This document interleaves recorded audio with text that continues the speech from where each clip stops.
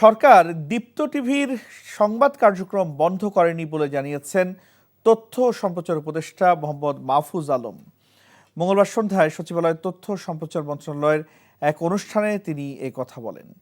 উপদেষ্টা বলেন, বার্তা বিভাগের কার্যক্রম সাময়িক বন্ধের বিষয়টি দীপ্ত টিভি কর্তৃপক্ষের অভ্যন্তরীণ সিদ্ধান্ত। তিনি বলেন, সোমবার সচিবালয়ে সংস্কৃতি বিষয়ক উপদেষ্টাকে গণহত্যা নিয়ে প্রশ্ন করার প্রেক্ষিতে দীপ্ত টিভির সংবাদ সম্প্রচার বন্ধ হয়নি। এর আগে দুপুরে দীপ্ত টিভির স্ক্রলে জানানো হয়, অনিবার্য কারণবশত দীপ্ত টিভির সব সংবাদ পরবর্তী ঘোষণা না দেওয়া পর্যন্ত স্থগিত থাকবে। তবে ত্রুটি সেরে রাতেই সম্প্রচারে ফিরতে পারে বলে জানিয়েছে দীপ্ত টিভি কর্তৃপক্ষ। বান্ডেল থাকলে প্রতি সেনমানিতে টাকা বাঁচবে। বিকাশ সেনমানি বান্ডেল কিনে জিতুন প্রতি লেনদেনে।